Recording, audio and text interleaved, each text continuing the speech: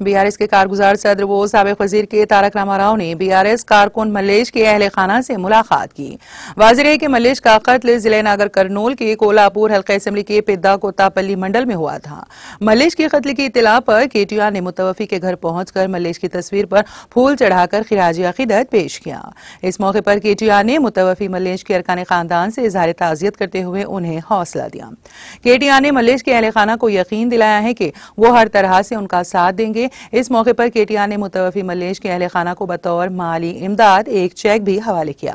KTR ने कहा कि मल्लेश के कत्ल की तहकीकात करवाने की जरूरत है।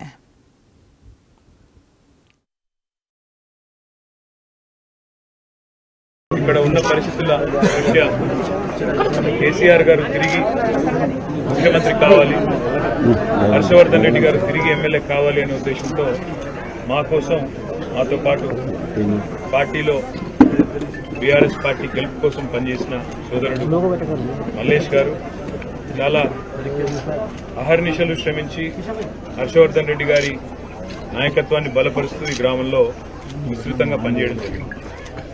సరే, దురదృష్టవశాత్తు రాజకీయాలు సహజం, మీకు తెలుసు. ఎన్నికలన్న తర్వాత ఒకరు గెలుస్తారు, ఒకరు ఓడతారు.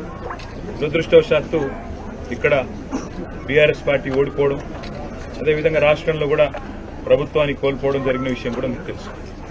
కానీ తెలంగాణలో ఎన్నడూ కూడా హింసాయుతమైన ఒక సంస్కృతి, ముఖ్యంగా ఎన్నికలకు సంబంధించి, ఎన్నికల ఫలితాలకు సంబంధించి ఎన్నడూ కూడా లేదు.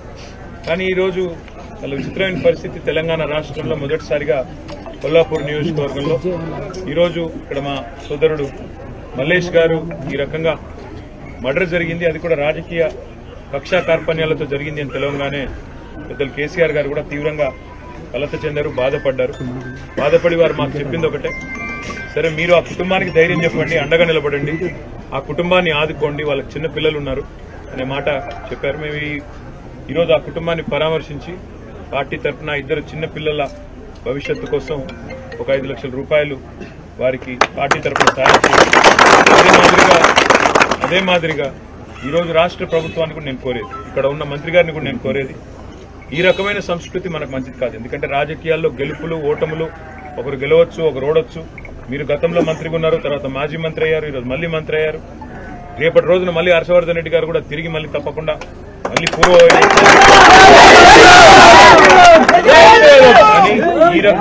ఈ రకమైన సంస్కృతి, ఈ రకమైన దాడులు, ఏదో ఆంబోతులు కొట్లాడుకుంటే మధ్యలో లేగదూడలు చనిపోయినట్టు కార్యకర్తల్ని ఇందులో సమిధలుగా చేసే ఏదైతే ఈ సంస్కృతి ఉందో ఇది మంచిది కాదు.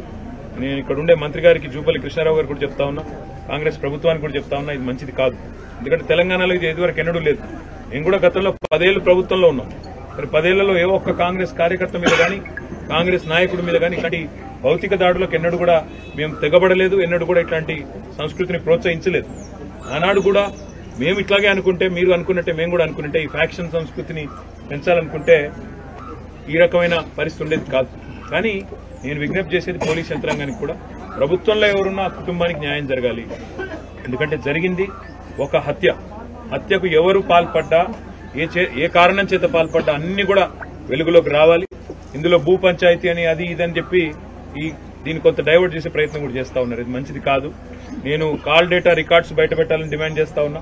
అదేవిధంగా ఇక్కడ ఏం జరిగింది అనే విషయంలో డీజీపీ గారు, ఈ జిల్లా ఎస్పీ గారు కూడా అవసరమైతే ప్రత్యక్షంగా విచారణ జరిపించి మరి వాస్తవాలు చెప్పాలి, ప్రజలకు తెలియజెప్పాలని చెప్పి కూడా డిమాండ్ చేస్తూ, ఆ కుటుంబానికి సంపూర్ణంగా మేము అండగా ఉంటాం.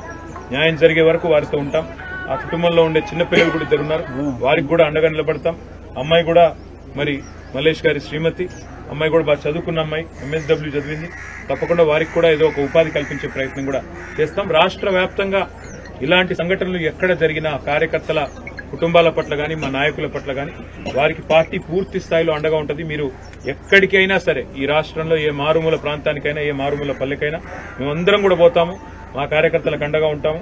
చివరి దాకా కూడా ఇదే స్ఫూర్తిని ప్రదర్శిస్తూ ఈ ప్రభుత్వం మీద, కాంగ్రెస్ పార్టీ మీద కూడా పోరాటాన్ని కొనసాగిస్తాం. మా కార్యకర్తల కుటుంబాలను కాపాడుకుంటామని చెప్పి కూడా మీడియా కూడా, దయచేసి మీడియాకు కూడా నేను విజ్ఞప్తి చేస్తా ఉన్నా, మీడియాకు కూడా ఏ ఎజెండా లేకుండా, ఏ పక్షపాతం లేకుండా అన్ని విషయాలు కూడా ప్రజలకు చెప్పండి, జరిగిన వాస్తవాలు చెప్పండి. ఇట్లాంటి హత్యా రాజకీయాలను దయచేసి అందరం కూడా ఖండించాలి. ప్రజాస్వామ్యంలో ఈ సంస్కృతి మంచి తప్పకుండా మీడియా కూడా తన వంతు పాత్ర పోషించాలని, ఇలాంటివి మళ్ళీ ఎక్కడా జరగకుండా ఇతరులను కూడా అప్రమత్తం చేసే విధంగా ఇట్లాంటివి జరిగితే ప్రజలు తిరగబడతారు, ఊరుకోరు అనే విధంగా. ఎందుకంటే రాజకీయాల్లో గెలుపు ఓటములు సహజం, కానీ ఇట్లాంటివి జరిగినప్పుడు ఒక మనిషి పోతే ఆ మనిషిని తీసుకొచ్చే పరిస్థితి ఉండదు. కాబట్టి ఆ కుటుంబం మరి ఇబ్బంది పాలయ్యే పరిస్థితి ఉంటుంది.